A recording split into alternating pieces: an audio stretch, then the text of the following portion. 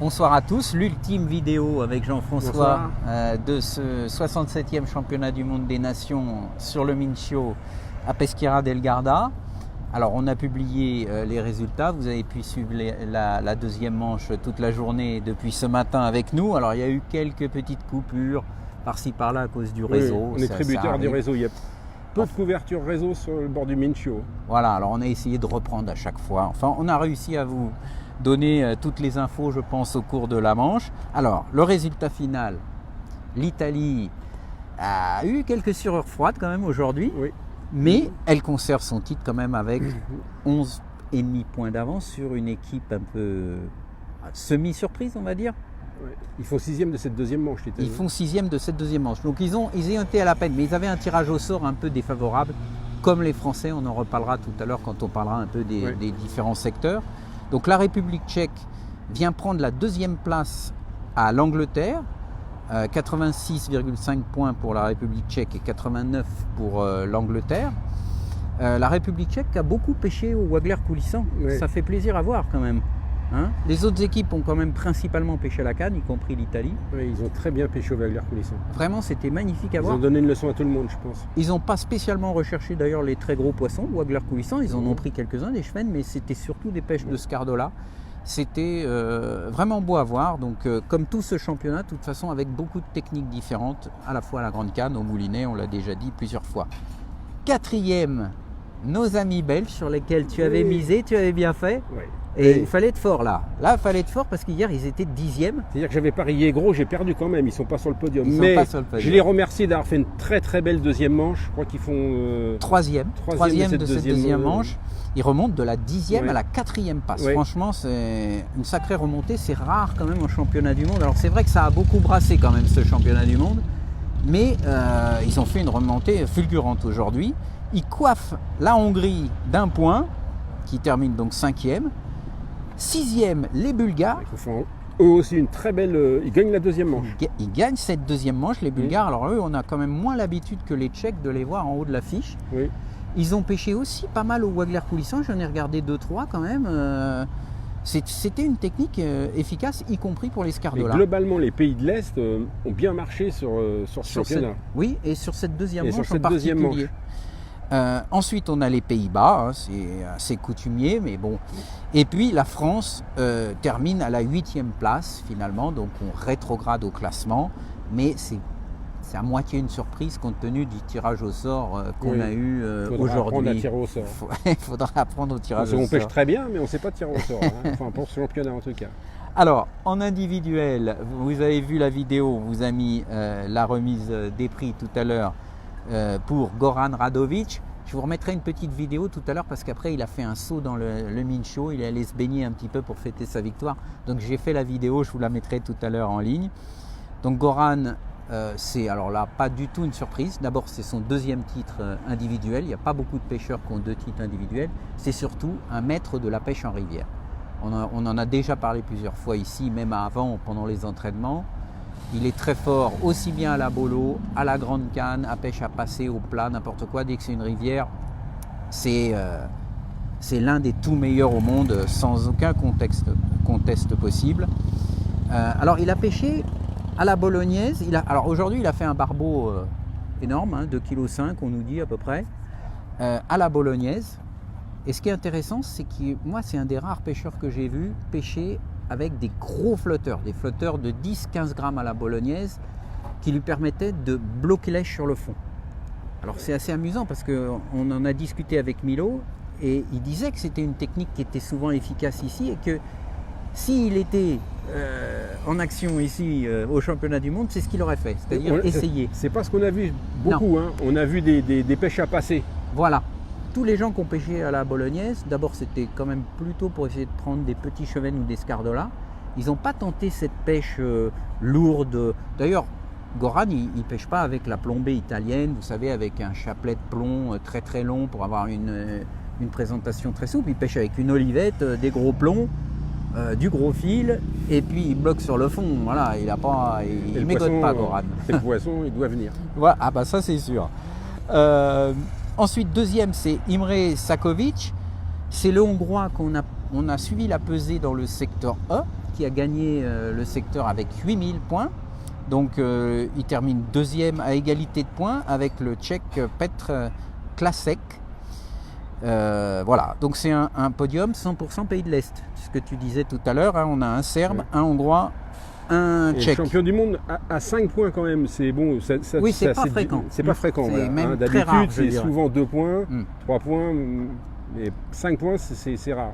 Bah, c'est preuve quand même que ça a brassé. Ça a brassé pas mal. D'ailleurs, gagner un championnat du monde avec 75 points, c'est quand même pas fréquent. D'habitude, on est plutôt autour de 40-50 points pour gagner. Alors, le meilleur français en individuel, c'est Alexandre Codin qui termine 11e. Alors, évidemment, il était un peu déçu de sa place aujourd'hui. On y reviendra. Déçu, c'est un euphémisme parce qu'il était vraiment, je l'ai rarement vu agacé. Il n'était pas déçu, il était énervé de ne pas avoir pu se défendre à cause de cette histoire de fond en pente, etc., qui lui a compliqué la tâche. Et ça l'a énervé parce que c'est un événement extérieur en fait. C'est ça, il a l'impression, et c'est pas plus qu'une impression, de ne pas se battre à armes égales avec les autres. C'est ça. À 2 places près, il aurait pu avoir une très bonne place et être champion du monde. Hein. Voilà, ceci dit, à 2 places près, il l'avait eu le jour d'avant, la place c'est à bien 2 d'avoir places. 2 jours. Ça aurait été mieux, mieux. Alors, on va faire vite fait quand même un petit point sur les secteurs aujourd'hui. Donc, le secteur A, c'est un Roumain qui a gagné au numéro 22, donc qui était en fait en aval de Diego, qui était au 23. Hein, on a dit au départ que la place de Diego était très difficile. La preuve, c'est qu'hier, un Belge avait terminé avant-dernier à cette place. Mais en fait, au début, il a pris des petits poissons. Mais petit à petit, les Scardolas ont grossi. Et finalement, il a refait son retard. Alors Diego, il termine 7e. Il est quand même battu donc, par le Roumain qui est au numéro 22. Et par Lucky, le champion du monde belge, qui était au numéro 18. Donc finalement, les places amont n'était pas si mauvaise aujourd'hui dans le secteur A, alors qu'hier c'était quand même plutôt l'aval du secteur avec des beaux poissons. Le secteur B, c'est un Slovène qui gagne et qui se permet de battre l'Italien Andrea Fini qui était à côté. Donc ils étaient au numéro 6 et 7. Alors Andrea Fini fait deuxième, mais il est quand même battu par un Slovène. Oui. Donc encore une fois, la preuve que tous ces pays de l'Est, sur ce genre de pêche, ils se défendent.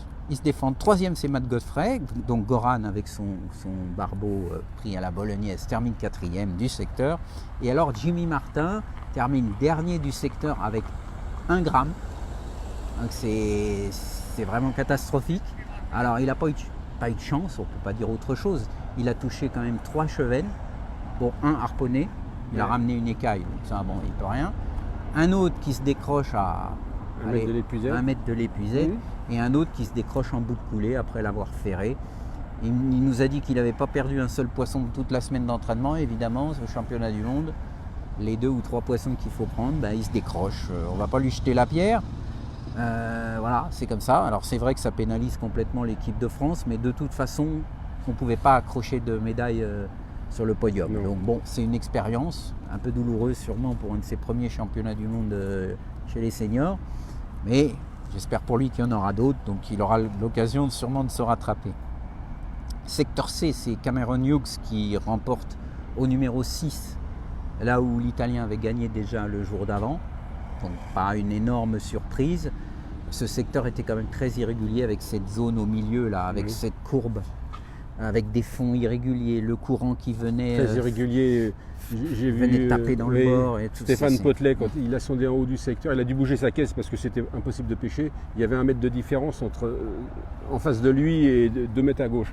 Donc il a déplacé sa caisse pour essayer de trouver une coulée.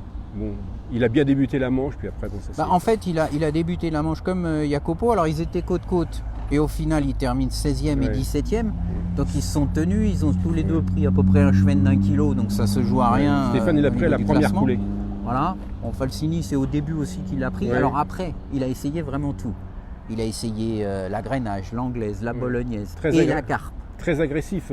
Et la carpe. Falsini, quand il a pêché à toutes les places, c'était beaucoup d'amorçage, ferré sur la moindre touche, mais bon, il n'y a pas de poisson. Oui, mais il a touché 2 carpes en pêchant en 25 centièmes et il s'est fait casser.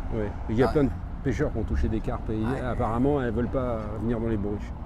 Elles sont trop grosses. Dès qu'elles dépassent 5 Il y a des kilos... pêcheurs qui ont pêché en 25 centièmes. Ah oui. Cassé en 25 centièmes. C'est ce qui est arrivé à Falsini. Alors le secteur D, le premier c'est un Hollandais et le deuxième c'est Maxime Duchesne. Alors honnêtement pour nous, enfin en tout cas pour moi ça a été une assez grande surprise parce que pendant très agréable, pendant toute la manche on nous disait il est 7e, 8e, etc. Puis au final il termine 2e. Alors il faut voir que son secteur c'est particulièrement serré. Il est 2e avec 3 kg 0,17. Le 3e et le 4e ont 3 kg 0,14. Et oui, il l'a fait reposer. Au moment de la pesée, lui aussi, on lui donnait 3 kg 0,14. Alors, il a dit 3 pêcheurs à 3 kg 0,14 en même temps, ça paraît un peu improbable. Donc, il a demandé qu'on repèse, il a tout à fait le droit, sa bourriche. Et finalement, là, ils ont trouvé 3 kg 0,17. Alors voilà, pour 3 grammes, vous pouvez gagner 3 points. C'est une leçon, ça, pour tous ceux qui font des championnats. Il y a quand même un problème avec les pesons. Oui, ici, il y avait les Arieux. Il faudrait que la Fédération internationale investisse dans des pesons fiables parce que quand même, c'est un peu de galère pour des pêcheurs qui s'investissent toute l'année, qui viennent une semaine d'entraînement et qui se font peser par des balances qui sont, je sais pas, viennent d'où, mais en tout cas, elles sont pas fiables. Ouais, c'est des balances digitales déjà. Les balances à aiguille un peu précises, c'est quand même souvent. Mais il y a des digitales qui pèsent bien. Ou qui pèsent bien, mais c'est vrai que tu as raison. La FIF devrait avoir ses propres balances et ne pas laisser aux organisateurs le soin d'avoir des balances parce que c'est tel ou tel du club qui amène ses balances, quoi. Alors, dans le secteur E, on l'a suivi, hein, la pesée du secteur E, on l'a déjà dit, c'est Imre Sakovic qui l'a gagné avec 8 kg quand même de Scardola. Il est à côté de Gianluigi Sorti qui a 6 kg 2, c'est-à-dire que Sorti fait à peu près la même pêche que Alexandre hier, 6 kg 2. Et le Hongrois, il fait quand même 1,8 kg de plus uniquement avec des Scardola. 8 kg de Scardola, il a fait quand même une sacrée pêche. Il était autour de 170-180 poissons. Voilà, donc Alex termine dans ce secteur 11e et 11e en individuel. Encore une fois, il était déçu, mais il n'a pas pu se battre vraiment à armes égales aujourd'hui, malheureusement pour lui. Alors, les conclusions de ce championnat du monde. Toi, tu as pris beaucoup de plaisir, Jean-François, à suivre ce championnat. Énormément. J'espère que vous aussi. Un championnat très éclectique au niveau des techniques.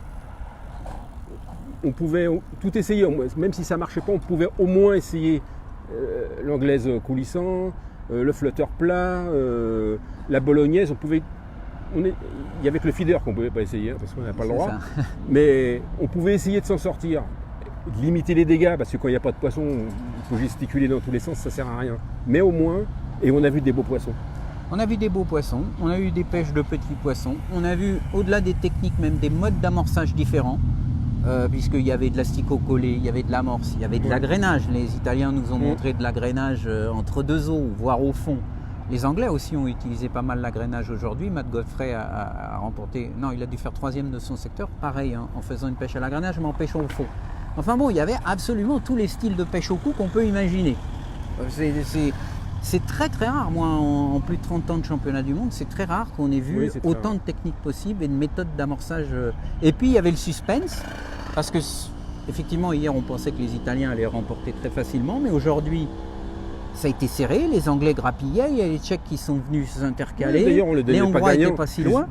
À la fin de cette deuxième manche, on pensait que les Anglais avaient gagné. Oui, qu'ils pouvaient gagner en tout cas. Oui. Et les Tchèques, moi je ne les avais pas vus venir sur le podium, je pensais que c'était les Hongrois. Comme quoi, c'était pas si évident. En tout cas, j'espère que vous avez pris beaucoup de plaisir à suivre ces championnats. Nous, on a pris plaisir à vous les commenter, à les partager avec vous. Vous avez été très très nombreux à réagir. Et puis, bientôt, on vous donne rendez-vous au mois de novembre, Jean-François. Au CIPAC. Au CIPAC à Amiens, pour un salon consacré exclusivement évidemment à la pêche au coup, avec le samedi et le dimanche le salon et le vendredi la grande compétition internationale dans laquelle il y aura pas mal des pêcheurs d'ici, puisque c'est une compétition où il n'y aura que des pêcheurs qui ont remporté des médailles d'or à des championnats du monde. Donc un parterre très prestigieux, l'occasion pour vous de les voir en action, en plus dans la Somme, en plein centre d'Amiens, où on a vu la dernière fois, la première édition, qu'il y a beaucoup de poissons, beaucoup de gardons, des brèmes, des barbeaux, des ides, enfin du spectacle. Voilà, on vous attend tous au mois de novembre au CIPAC et on vous remercie encore de votre fidélité. Bonne soirée, buonasera. Buonasera a tutti.